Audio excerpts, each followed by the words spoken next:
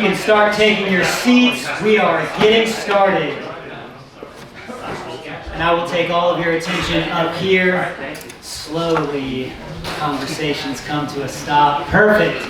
All right.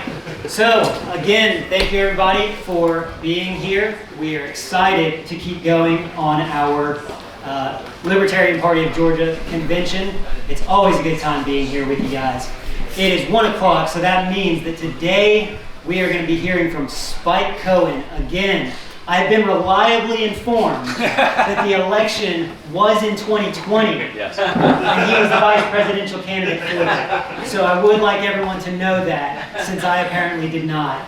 So, if you guys can filter in, we will be hearing from him again. Everybody, Spike Cohen.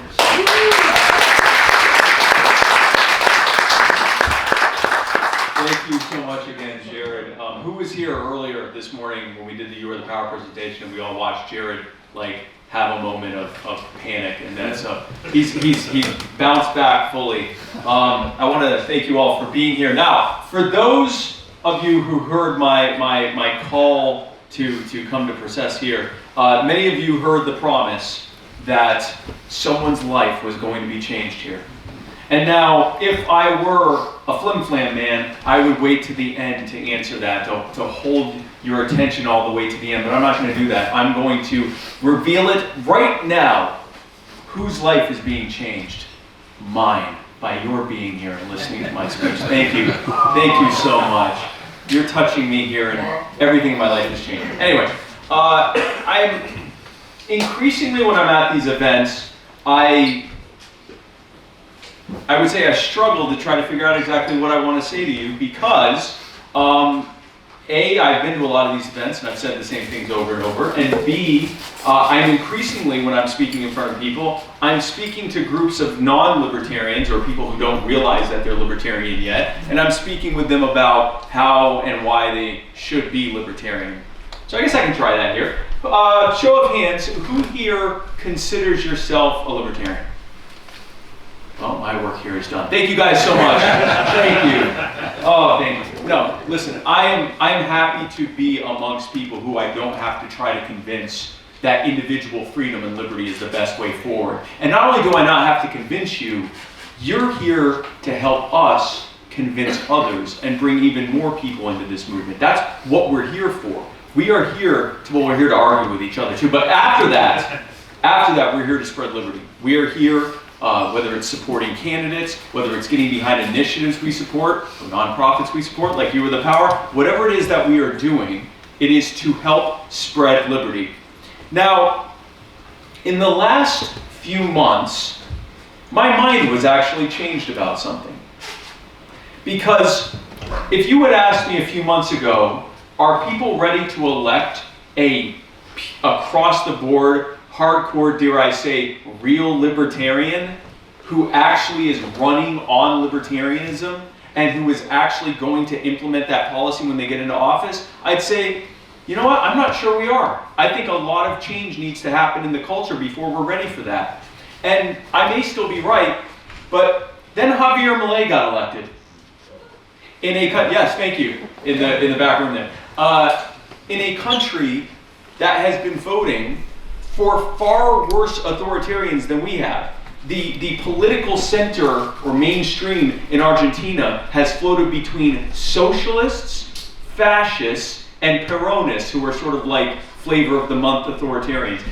What kind of authoritarian they are has changed over time, but it's always authoritarian. Always, always, always. And they've suffered as a result of it. Triple-digit inflation, terrible economic conditions, crime going through the roof as a direct result of that.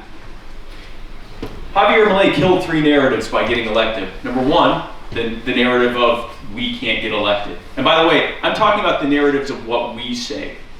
It's things that are being said by others as well about us, but it's narratives that we have internally about ourselves and our ideas. And the number one is, we can't get elected. Well, he got elected. The second one is kind of an offshoot of the first one.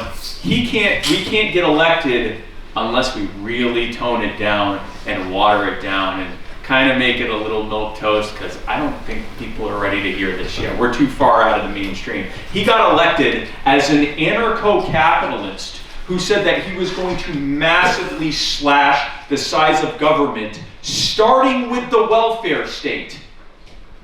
And he got elected on that. And then the third thing we get is, well, yeah, even if we do get elected, I mean, you know, we're probably going to end up like, you know, the people that we're replacing, and we'll immediately have to start, you know, qualifying all the promises we made. He got elected, and he has actually started massively slashing the size of government, again, starting with the welfare state. And they're seeing the immediate results of that. They're already seeing the benefits of that. Their triple-digit inflation is cooling down to near deflation. They're actually seeing the cost of goods and services go down for the first time in well over a decade. They're seeing their economy begin to rebound. Imports or exports are going up for the first time ever, or the first time in generations. Argentina is becoming one of the leading exporters of beef. They used to be in the top 3, or I think at one point they were number 1, and now they're back in the top 5 or whatever after not even being listed for quite some time. The availability of housing is going up and the cost of it's going down. Crime is going down. All of these things are happening because a libertarian got elected promising to be a libertarian and to reduce and slash the size of government, and then he actually did it. Now, I know all of the different confounding factors here. A big one is that a libertarian president in the United States couldn't do as much as he could do because of how their government is set up there.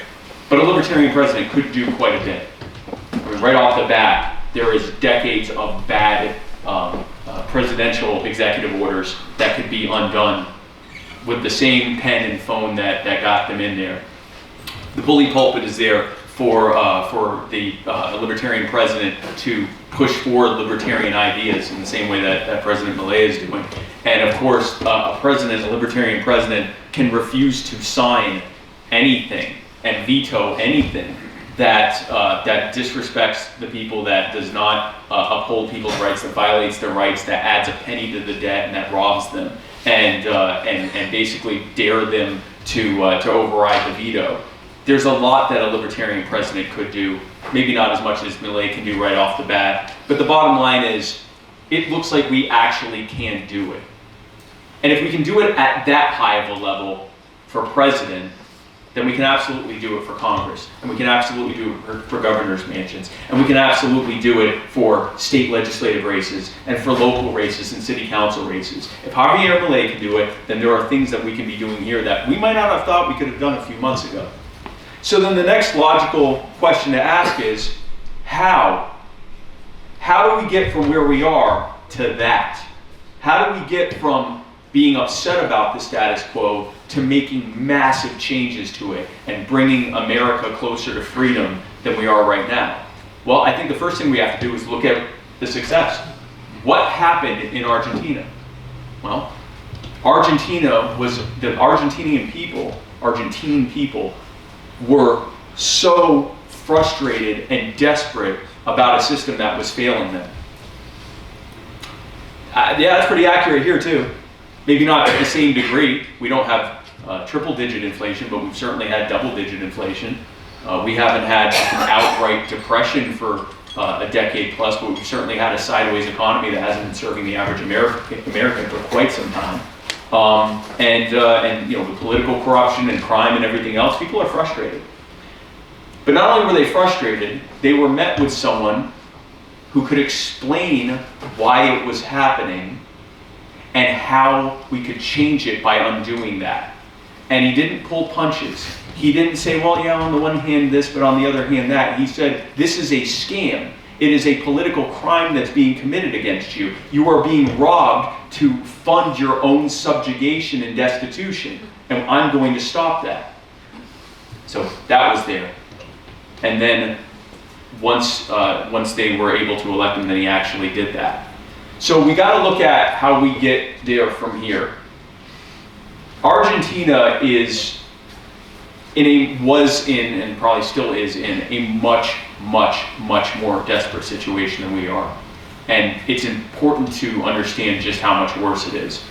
I don't have to tell you to imagine what it's like to be here, where we've been dealing with double-digit inflation and where the economy's been sideways for quite some time.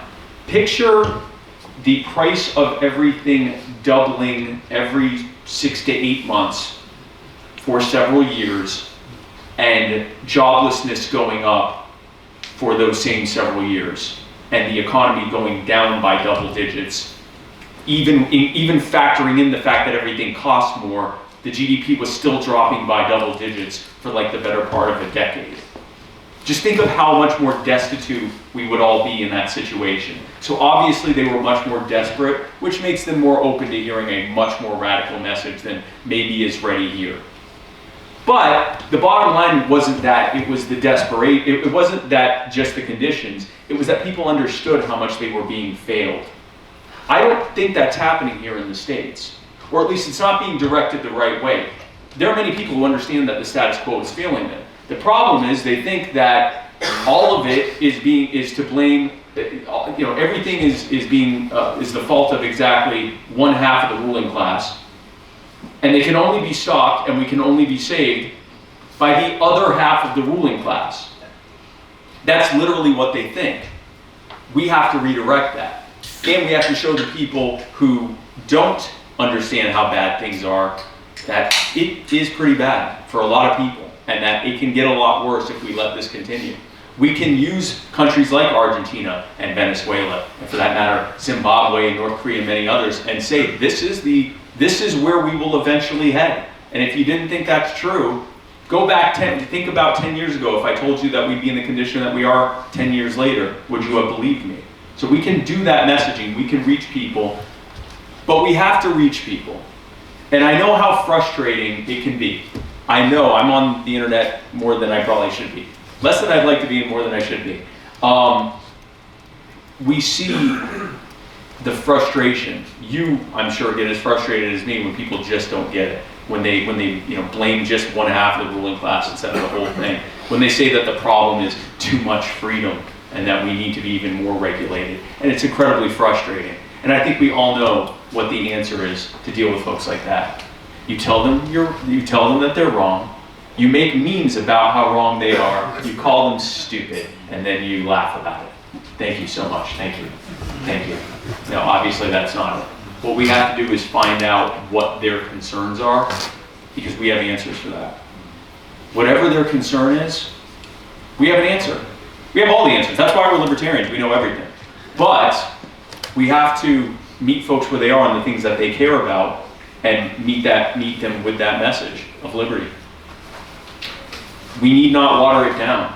If you've got someone's attention, tell them what you actually think. And explain why. Who here became part of the Libertarian Party because you were under the impression that it was as much as a 15 or 20% improvement over the status quo? Republicans or Democrats? You? You thought it would be about 15% better? At least. Okay, no, as much as.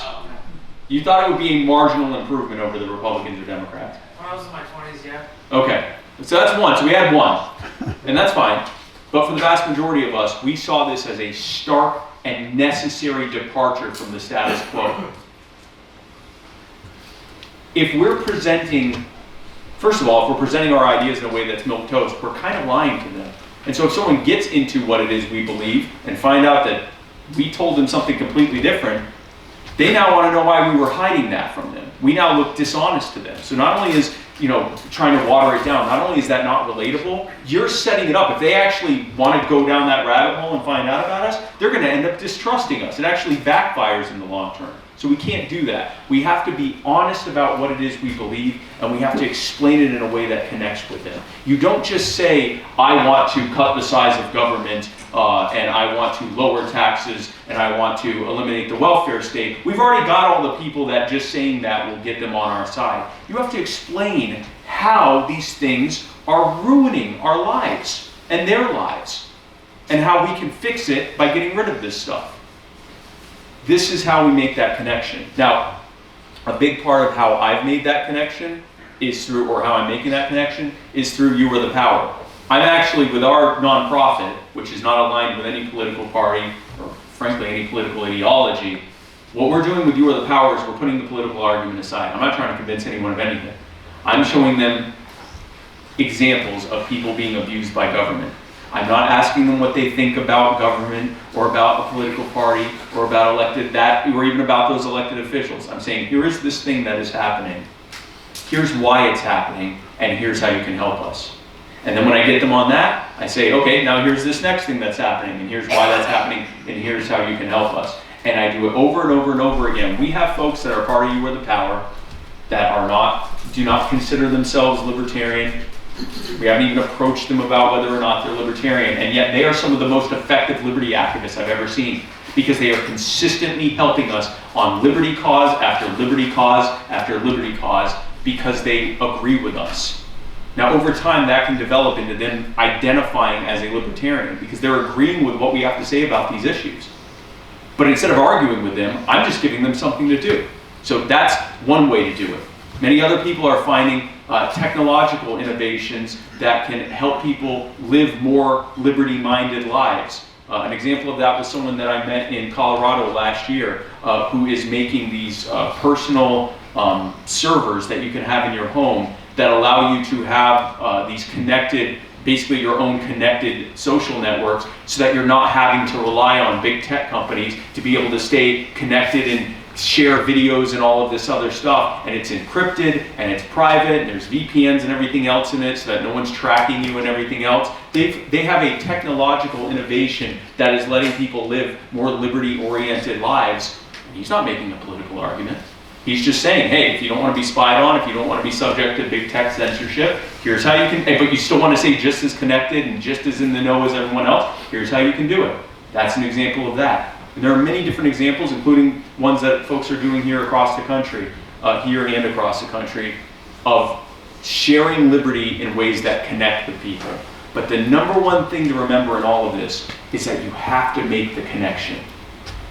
Find people in your community, online that you're connecting with, find out what it is that makes them tick, and then explain how our ideas and our solutions address their problems far better than the status quo.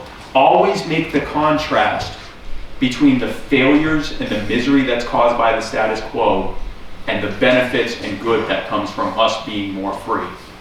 I understand that most or all of the people that are in here are not consequentialists or utilitarians. You believe in liberty because it's what makes the most moral and ethical and philosophical sense. That's why I'm here. The fact that it works is just a cherry on top for us. There's a reason for that. We're the early adopters. We're the innovators. We're the ones that adopt new ideas because they make the most sense and then try to explain them to others.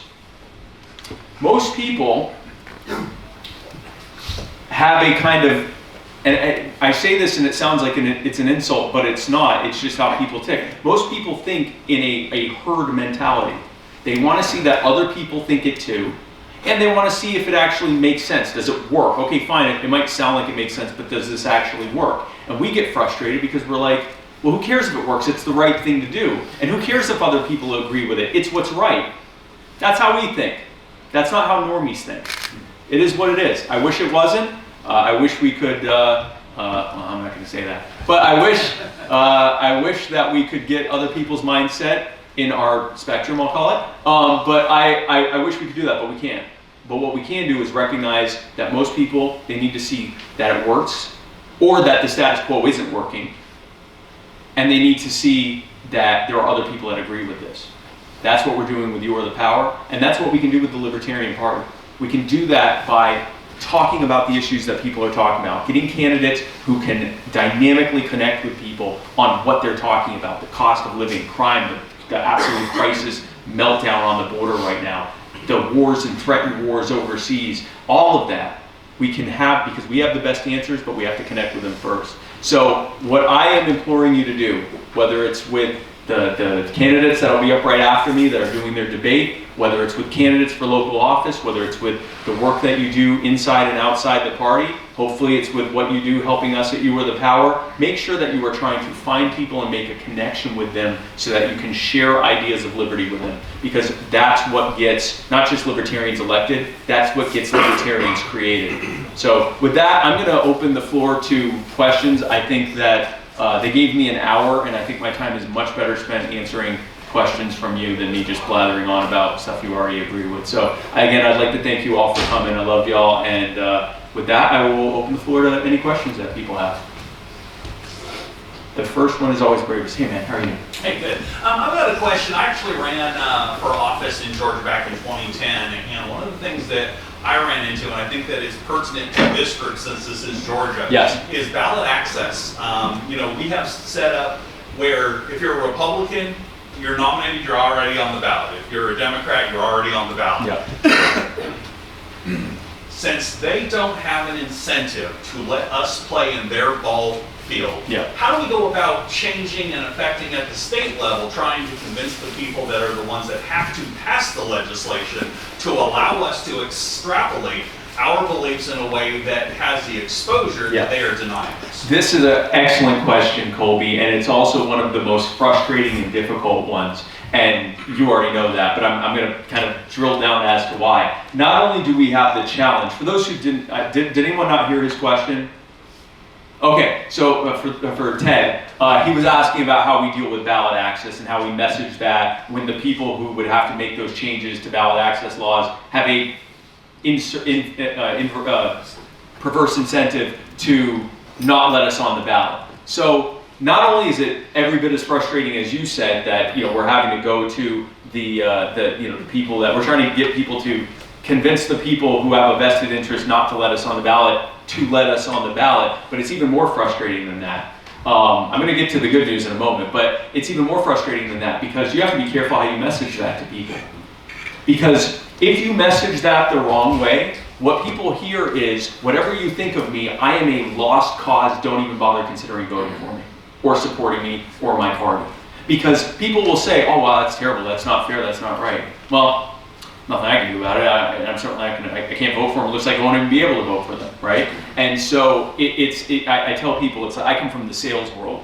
It would be like if I go and knock on someone's door and I say, hey, I'd like to tell you about this incredible product I have. And they go, great, let's hear about it. And I go, well, first you need to know, I had to go through quite a bit to tell you about this incredible product that I have. Everyone was fighting. Anytime I tried to get it put in any brochures or magazines or websites, they wouldn't even let me on there, and the government's trying to keep me from being able to tell you about my incredible new product. And they go, okay, what is it? I go, well, listen, I just need you to know that it is nearly impossible for me to be able to tell you about my incredible new product. In fact, I'm not even allowed to sell you my incredible new product. They're going to close the door on me. They're going to say, oh, it sounds to me like, I can't, you're telling me that it's useless to try to find out about your product. So we have to be really careful how we message that. And I think it's possible that, especially if it's, because it is at the state level that this stuff has to happen.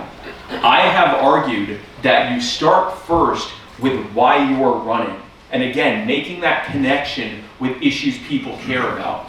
I hate to say it, guys, everyday people don't wake up and go, my God, I am so sick and tired of third-party candidates having a hard time getting on the ballot. They don't care about that. They're worried about the cost of living. They're worried about their kids' education. They're worried about, whether or not they're going to be allowed to say what they want to say on the internet. They're worried about the cost of living, cost of everything. They're worried about their job prospects, or if they're retired, they're worried about if their pension is going to be able to cover the spread of what, to be able to live, and healthcare, and they're worried about those things. You got to connect with them on that. And get them on your side with that. And that's when you can say to those people, and I will fight for you, I have to get on the ballot to do it. And the way that you couch it is always in, I have the answers, and those people know that we have the answers and the solutions. That's why they're fighting to keep us off the ballot. And once you've already told the beginning part of that story, here's the problems that are being caused, here's how they're being caused, and here's how our solutions will fix that, then you're able to say, and they know that we have the solution. That's why they pretend to fight with each other while making sure we can't be on the ballot. And with your support, I can get on the ballot, and we can win this thing, and we can start fixing things. That's how you get people. And you already know that a lot of people still aren't going to connect with that, but the highest likelihood of people connecting with that is by you taking them on the whole journey. You can't start with ballot access. We all already get that, and so you can come in here and go, I need help with ballot access. Everyday normies out there that you're trying to canvass to and campaign to, you got to tell the whole story and then get to the ballot access. That's the only way we can do it. Yeah, just to address real quick, so a couple of years ago, we got a ballot access bill into the State House. One of the reasons we got it, we become friendly with the Democrat, Darshan Kendricks. She got it up to committee, and the committee chairman had me in a private room and basically said, I have no urge to go against you, Doug Craig, business owner, Pershing Gulf vet, right? I don't want that. I'm not going to put it in committee. But Darshan Kendrick is a cool story because we became friendly with her. And by coming friendly with these state house reps, get to know your state house reps. Oh, yeah. When this bill comes available, you can call and say, hey, look, Joe, we're buddies, you know me, I'm a good guy. At least give me a hearing. And those are definitely some of the things for ballot access that we can do, is getting to know your local state house reps. And know when that bill's up there, you reach out and say, could you co-sponsor my bill? Because the more people we get on that co-sponsorship, the more likely it is to get a vote in the committee, or get through the committee, get a vote from the committee, and then get passed. But it's we have come close, and we've been getting closer, but it's really going to take some work working with your local state house reps to make that happen. 100%. For those who didn't hear what Doug said, he was talking about how because of a relationship he had with a state rep, they were actually able to get a bill with an actual hearing and get it voted on and decided for ballot access. But that's true of everything. We don't have to get elected to try to affect our elected officials. Your elected officials should know you by first name. Your state rep, preferably your local politicians too, should fear you actually, but your state legislators should know you, at least be aware of you, and preferably know you by first name. They should know what you're about, and they should, when you're calling, emailing, or knocking on their door, they should have a pretty good idea of what it is you're about to say on that subject. Because there's another aspect to that. You'd be surprised, especially at the state level, maybe not on ballot access, but on certainly on a host of other issues. They don't even know how to vote on it. And their caucus may have some guidance, whether they're Republican or Democrat, on how to vote on it. But some things they may be like, hey, vote however you want. We don't really care about that. And I can tell you at Justin Amash, former congressman, told me at the federal level, which obviously much higher than the state level, guess how many emails it took for on an issue for the average congressman to start taking an issue seriously? How many do you think? 12,000. 3,000, 12? 200. 200. 8. 8 emails made them have aides look into something and see is there something here I need to know about? 8. You know what it probably is at the state level? You. It's probably you if you're a constituent of that state rep. This Hernandez cause, I have had, I think at this point, close to a dozen state legislators reach out to me about this to find out more about it. I didn't email any of them. A bunch of other people did, but I didn't email any of them. So you'd be shocked at how much just having that connection is. Does it guarantee that something's going to happen? No, not at all. But you can plant some seeds in some of these folks. And the reality is, there are a lot of representatives out there, and I've met them, who on certain issues are liberty leaning. And if they think that it's politically feasible to sell that to their constituents, they might try to do so. You can help them do that. So thank you for that, Doug. Any other questions? Oh, hey, go ahead. Yeah, do you have any, looking forward to the next 12 to 24 months, do you have any predictions or speculation which is unconventional or would be surprising to this audience? Do I have any? That is an excellent question, Bill. Do I have any predictions that are kind of go against what most people would think, that kind of unconventional prediction? Yeah. I don't know. I'm around a bunch of people who make unconventional predictions. This would be a lot harder if I was in a group of normal people, and then they'd go, "Oh my gosh, I can't believe you think that." But everyone here's gonna be like, "Yeah." Okay, I will tell you one that I think is very, very likely to happen. That I think just about everyone in here would probably agree with, but I think that most people outside of this building right now in the area would say, I don't think that's true. Why would they do that? That's stupid. I think that the Federal Reserve is shockingly getting the wrong lesson from all of this because they jacked up the rates and it slightly cooled down inflation. They're going to believe their own numbers, which are BS. We're still in double-digit inflation, but they're going to believe them, and they're going to say, well, you know, the economy has slowed down, but it's still doing all right, and they're going to jack the rates back down again. And it's going to, they're going to do their own dead cat bounce, and I think it's going to trigger hyperinflation. It's going to tell the market the Fed was not serious about, lo and behold, the Fed was not serious about reducing inflation. I think we're going to see inflation that made the inflation of the last few years look like child's play. I think that's going to trigger potentially a recession, or certainly an inflation-adjusted recession. If we aren't in a recession, it'll be because prices are so high that it means that the GDP goes up. But that's just, you know, phony money being thrown around while people are suffering. I think that's I know Clint's going to have a follow-up to this. I think I don't know that that's going to happen, but I think it's a very high likelihood, because I don't see them saying, if the economy, if they can convince themselves that inflation is cooled and that the economy's, you know, still kind of sideways, I don't see the Fed saying, yeah, let's stick to this, let's stick to the high interest rates and the high mortgage rates and all of that, and try to keep cooling it down. I think they're going to say, oh, if we do this, we're going to be in a deflationary spiral, and then they're going to go back to what they really like to do, which is to jack rates down and spend funny money as much as they can. That's my opinion. Now, Liberty lockdowns. Clint's going to tell me what he thinks. No, I'll allow your prediction to stand on that front. I was just curious if the kind of current topic du jour, if you've already covered it, I just got here, so if you've already answered it, just disregard. But has the Texas situation and the rapid pace of immigration shifted your perspective at all?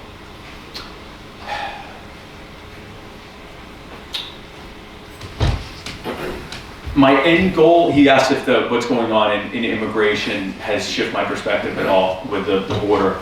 No, I want to privatize the border, and I want to get the government out of it entirely, and that has not changed. I think that, you know, anytime I look at how do we handle something now using the channels we have, that is so heavily dependent on what's happening right now.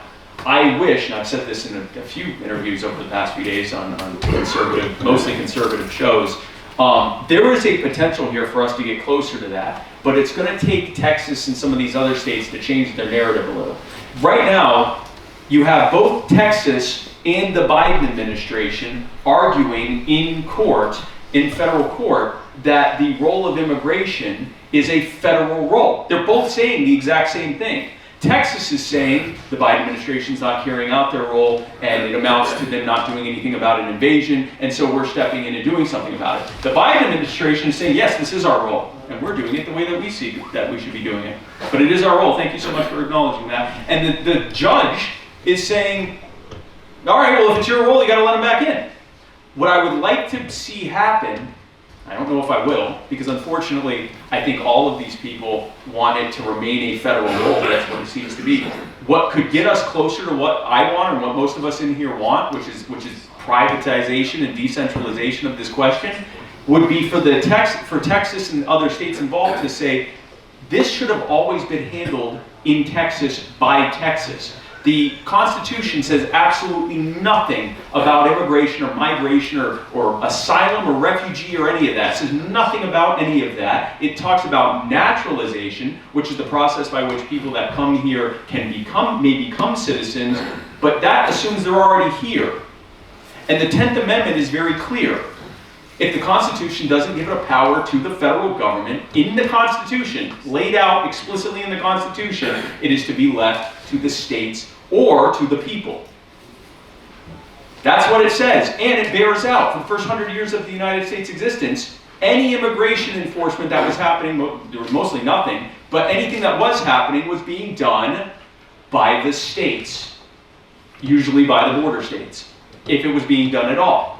And then it was in the late 1800s with the Chinese Exclusion Act that the federal government started getting involved in it, and the Democrats were able to get enough labor union activists into the Supreme Court to rule that the federal government had an inherent authority to do it. And it's that same skewed definition of inherent authority which led to the entire progressive era of the late 1800s, which is what led to the nightmare of Woodrow Wilson and the nightmare of, the nightmare of Teddy Roosevelt, Woodrow Wilson, Franklin Roosevelt, and everything we've suffered since then. But it all started with the Supreme Court upholding tyranny by saying, well, you know, the government really kind of has inherent authority if you think about it. That all needs to be undone. We have to undo the progressive era, and the way you undo the progressive era is by arguing constitutionalism, and I wish that the states were doing that. So I think what has been updated in my perspective on it is that I think that right now is our best road, is that it starts with the states saying, we need to have our power back to enforce this. And then once it's now being handled at the state level, instead of us lobbying Biden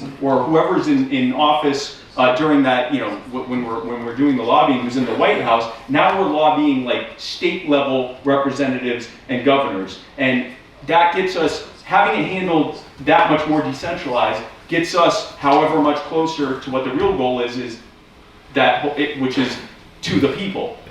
Which is the end of the 10th Amendment, which is full decentralization and full privatization. So that's where I stand on that. Thank you. Got a question from the internet. If a free society can only be sustained by moral people, what is the best way to message a moral lifestyle to libertarians? If we're talking the objective morality of the Bible, then that means we can't be free. Because like we all recognize that we are inherent. I mean, if we're going to go like spiritual or you know, I guess, Abrahamic religion with it, we're all born with sin, we all live in sin. So it depends on how moral that person means, but I would say this, you cannot have freedom without a prevailing sense of respect for each other as individual human beings. And if that's the morality we're talking about, then yeah, we absolutely need to have that. The reason that you are likely able to go about your day interacting or being in close proximity to thousands, tens of thousands, maybe even hundreds of thousands of strangers and still feel relatively safe enough to go about your day and do what it is that you're going to do is because you have a reasonable expectation that everyone you interact with is going to have a basic level of respect that you are an individual human being. They're not going to try to rob you, they're not going to try to assault you or kill you or, you know, God forbid, something else to you. And they in turn have a reasonable, similar level of respect that you will do the same to them, that you won't do the same to them. That's what allows us to live in a society, we'll call it a moral society, or a high trust society, or whatever you want to call it, that allows us to be able to prosper, allows us to be able to try to build a legacy and to you know, reach our dreams, knowing that we aren't about to have people come in and just try to destroy us because they have a general, we all have a general expectation of that individual human respect. And if you look at the areas where crime is rampant and, you know, poverty is out of control, it's where people don't feel that. They actually have a reasonable expectation that one of those people is going to disrespect them and harm them as a result of that. And so I think it is absolutely necessary that we drive home that none of us can have the society we want if we don't have a reasonable expectation of individual human respect. And that starts with you. That starts with each one of us. And I'm preaching to the preachers here because we are here to respect and fight for everyone's individual human autonomy. But that's the message we have to have. That if we want to have safety, if we want to have happiness and prosperity and harmony and all of those things that we want, it's going to have to come with individual human respect. It's going to have to come with that. And if that's the morality we're talking about, you know, the basic ethic of you're not going to just harm someone because it's, you know, expedient or because they're in your way, then yeah, that's absolutely necessary, or we cannot be free, or we will not be free. Thank you. And I think there was another hand raised right before that, right after that. Yes, hey. What's your prediction for Argentina? Very early on. I can tell you what I've seen so far has been very promising. I was at, you know, in November when he got elected, you know, I had a lot of caveats with my celebration. I'm like, listen, we don't know what this guy's about to do, but we can at least celebrate that he was a libertarian who got elected promising libertarian stuff. So if nothing else, if it turns out he gets in there and, you know, he waffles, he doesn't do what he said he was going to do, he does the opposite, whatever, The reality is, he said he was going to do it, and the people said, yes, we're voting for that. He said, I'm going to slash the size of government, and people showed up with chainsaws to say how much they supported it. That, if nothing else, was something to celebrate. So far, I've been largely happy with what I have seen. I'm not going to say I agree with every single thing, nor have I honestly followed it on such a granular hour by hour, day by day basis that I could say. But by the bulk of what I have seen has been he has slashed the number of ministries, he has slashed the number of employees, he has slashed the overall budget, he has slashed spending, he has slashed taxes, he has slashed regulations. I mean, the chainsaw narrative was accurate like that. It's like he's taking a chainsaw to it, and we're already beginning to see the benefits of that. And even the way he's handled the fact that there would be lots of people protesting it. He said, okay, fine, you protest, but if you do damage, you're responsible for it. And if we find that you're instigating people to do harm to people and to threaten people and to do damage, we're going to hold you liable for it. And if you get on the road and block people and make them feel unsafe, then you're going to be held responsible for it. And so that stuff's not happening. There are protests, but they're doing it on the sidewalk. They're doing actual peaceful protesting. They're doing peaceful assembly, which is fine. We want that. Even if it disagrees with us, we want peaceful assembly. But they're actually peacefully assembling because he said, we'll hold you accountable if you don't do it. So I have largely been happy with it. If he continues with this, and we continue to see benefits from it, we will see benefits from it if he continues to do it. I think that we're going to start to see in other countries, we're going to start seeing more and more libertarians getting elected, and they'll be running on either directly tying themselves to Millet, as we're seeing in Australia, where libertarians there are referring to themselves as Milletists. I mean, they have completely adopted it. Or just other countries that look and go, yeah, we're going to do that here. Maybe not even mention him or try to tie themselves to him, but they're just going to be their version of that. I think we should be doing that. I think we should. It's not to say you have to act like Javier Millet. First of all, most of the people in here are not built to act like that for more than like 4 or 5 minutes. I mean, the amount of energy he has is insane. And that may not be your demeanor. You may not want to let people know what they can do with socialism, and it involves their mother. And that some people that's just not how they are. But it's the energy behind it and the message behind it. We should all be doing that. He doesn't pull punches. He doesn't go, well, I understand why. He says, they're scamming you. There's a video, I imagine just about everyone, who here has seen the Afuera video? And if you've seen it, then you know what I'm talking about. Okay, yeah, okay. So there's a video where he says, here's my plans for the government when I get elected. This was before he got elected. And he has all the different ministries on the board that he's going, and he has them listed out, the office of the president, the office of this, the ministry of this, the ministry of that, and he starts naming all the ones he's going to get rid of. So he says, Ministry of Social Services, afuera, which means out. And then he says, Ministry of the Environment, afuera, Ministry of Education, afuera. And there's one that, like, when he pulls it doesn't go, so he pulls it again, and he says, even if you resist, and he ends it. I mean, he's like going at it, and he takes down all but like a handful of the ministries that he says are the core components of what a minarchist government should be. But then he goes to, after doing that display that we're sold. Oh, you're gonna fuera all that? Yeah, good, we're on board.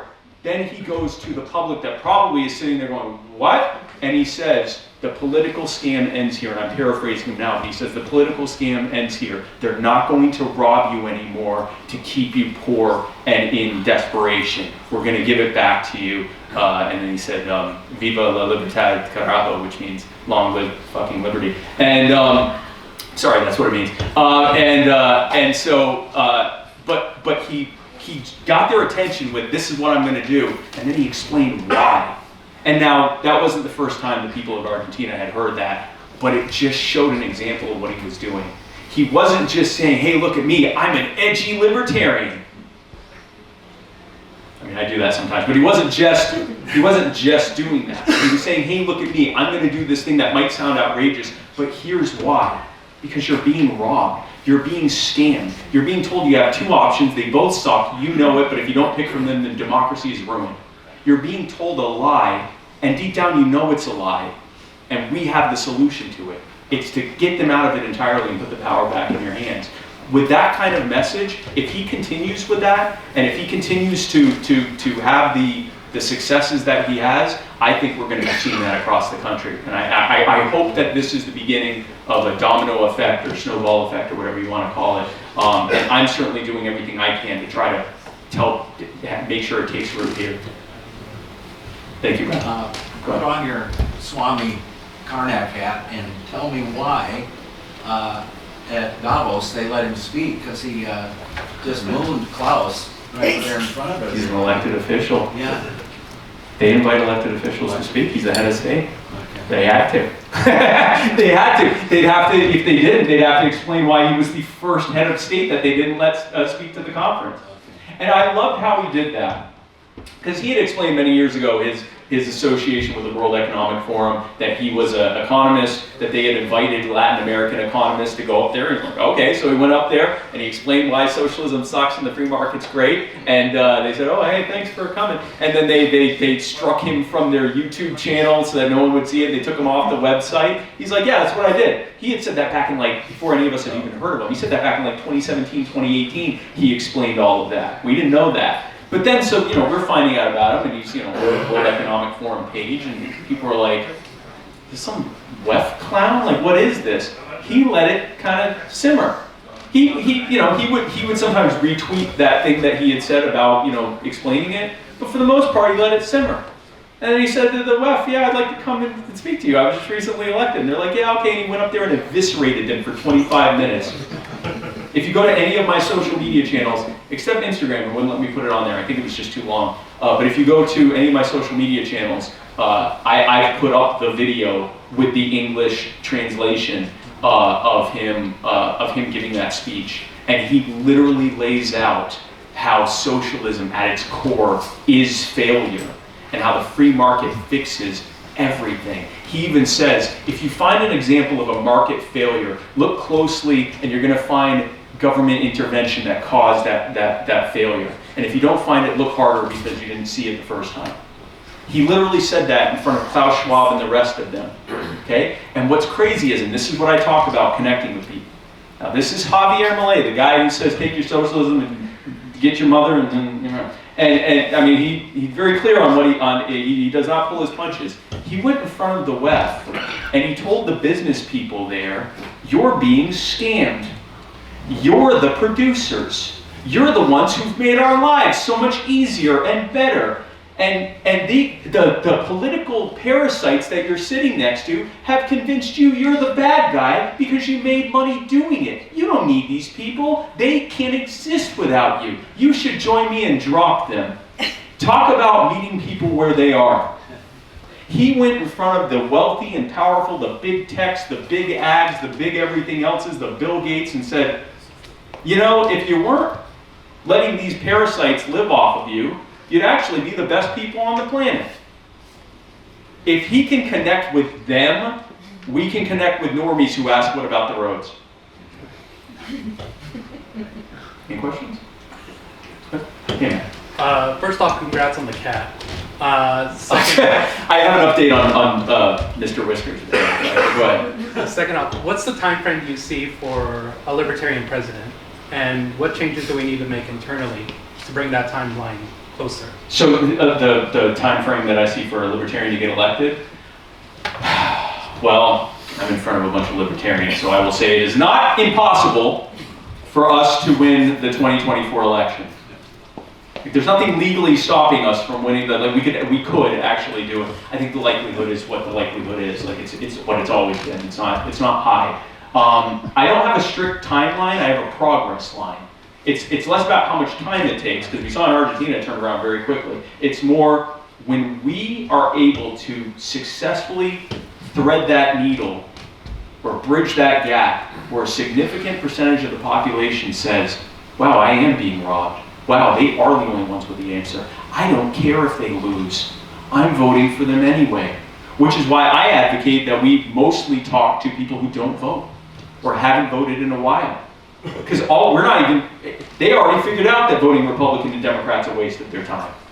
We just have to convince them to show up one or two more times and vote for us instead. And I think once we do that, we bridge that gap, and we get a significant portion of people to realize that the status quo has failed them, then at that point it's all over about the crying. It might not happen in that cycle, it might be the next one or the one after that, but when we see that a significant percentage of the population goes, libertarians are right, they were always right, I don't care if they lose or not, they're the only ones I support, that's when we'll know that it's happening soon. I wish I could give you a timeline. I can give you an update on Mr. Whiskers, who is now known as Zoe, because it turns out Mr. Whiskers was a girl.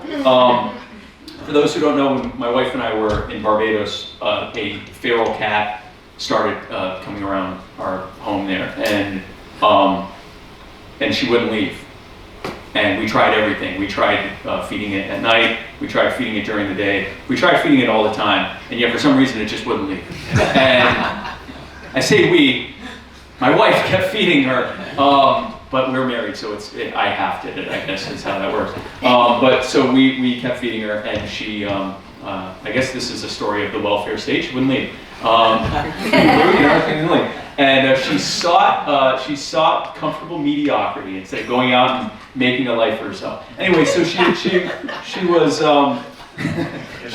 she kept coming around, and it was obvious she was like a pet. But she was such a young kitten that she had never been in a house, but the demeanor was great. But we aren't cat people and we're never home. Case in point, I'm not home right now. And so we weren't gonna be able to have a pet.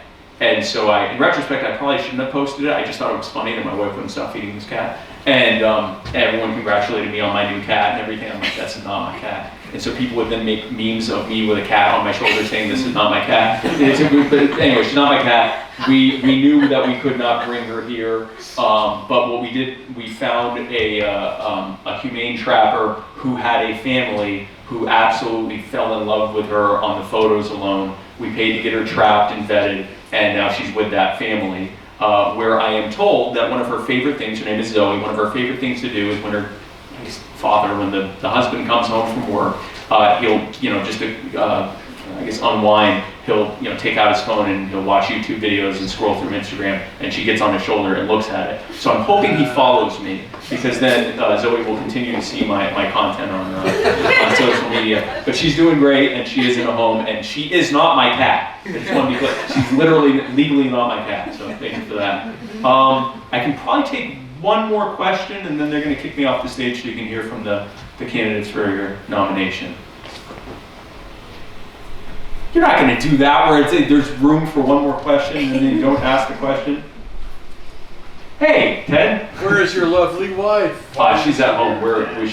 We were gone for the last couple weeks of 23 and the first couple weeks of 24, and so she's back home dealing with all the stuff that mounts up when you're gone for a month. And if anyone's going to LibertyCon, she will be there with me. But she did ask me to give my love and her love and regards to everyone here, and her regret that she couldn't be here. So. But she has to be feeding a new cat, right? Yes, my cat. Yes, no. The cat's still in Barbados, but she's taking care of all the stuff we got to do so we can. She allows me to be able to go around here and play with my libertarian friends, as she calls us.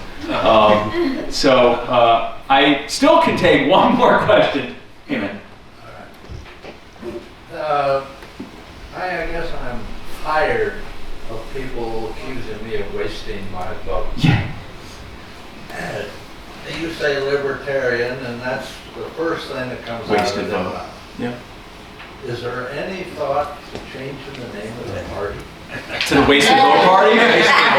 The Wasted Vote Party. Well, it's funny. I don't know if you were on the Facebook page for our campaign in 2020, but that became a running theme where people would show their I voted sticker or take a picture of their ballot and they go, I wasted my vote, and there was a ton of people in there. Then it got weird towards the end because one woman was wearing kind of a low cut shirt when she did it, and so then it became people wearing less and less clothes saying I wasted my vote, and there was one lady who just put the stickers on the thing. It got really blue quickly. And I was like, hey, we're trying to listen, it takes all kinds. And then I made the mistake of thanking, I'm going down a rabbit hole here, but I thanked one of the ladies because I just saw I wasted my vote, didn't bother looking at the picture, and I said, hey, thanks. Well, she was one of the notable ones. And so, and so her boyfriend was like, oh, look at this fake Spike Cohen account trying to get with my girlfriend, and or boyfriend, whatever he was, because I was using my personal profile. So then I recorded a video of me saying, oh wow, up until this moment I thought I was Spike Cohen. And then I wanted to say, why are you mad at me instead of your girlfriend for the camera? Anyway, you had an actual good question there. So I want to talk about the wasted vote. A thing that I have said quite a few times that usually lands when people say, wasting your vote, throwing your vote away and all that stuff. I'll say, how do you usually vote? And they'll tell me. And I'll say, why do you vote that? Like, what are the things that matter to you? And they'll tell me, and I'll go, how's that working? And then there's a pause, and I go, who wasted their vote? I voted for my values. I voted for what I actually want to see. I know that in almost every case, the likelihood of who I voted for winning is very low, which means I already know I'm going to lose anyway. Because whichever of the two heads of the uniparty Republican, good cop, bad cop scam, whatever you want to call it, wins, I'm already losing. So I'm going to use my vote to push forward what I want to see. And if it wins, fantastic. And if it doesn't win, I still did my values. It sounds like you wasted your vote by voting for something you knew was going to fail because you were afraid that your team might lose. That's not only a waste or throwing away your vote, that's a surrender. It depends on how much I want to beat this person up to say the surrender part, but to say you have basically acknowledged that your participation, as long as you do it the way you're doing, it doesn't matter. Your participation doesn't actually matter because you're voting for something you don't even really believe in the hopes that the thing you believe less in doesn't win. But you know the same thing's going to happen either way. So ask yourself why you're wasting your vote. Yeah, you had a follow-up there. Well, you didn't answer the question. Should we change our name to the Wasted Vote Party? I fully support one of the delegates here putting that up for a vote, and I will leave it up to your state affiliate to decide whether to change their name to the Wasted Vote Party, and I certainly will not weigh in on that at all. That's up to you. It is 2 o'clock right now, so I'm going to wrap up and let the candidates get up here for their debate. I just want to close by saying this.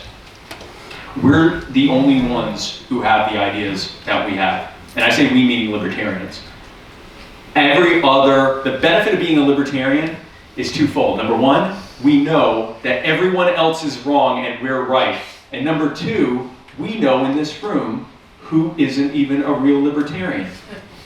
And it's just about everyone but yourself. You know it. We all know it deep down. That's the beauty of it. No, but seriously, we know what's going to fix this. We know what's going to fix the problems that we have. And we know no one else is proposing anything but ideas that will make it worse or continue for it to be as bad as it is. Which means it has to be us. There's no plot twist that's going to come where some other character comes out with a better idea. It has to be us. It's going to be us. The truth always wins. It's just a matter of how long the lie can hold out in the meantime. It's up to us to make that lie lose a lot sooner. And that's why you're here, that's why I'm here, and I could not be more honored to be fighting alongside folks like you in our fight for liberty. I love y'all. Thank you so much for being here.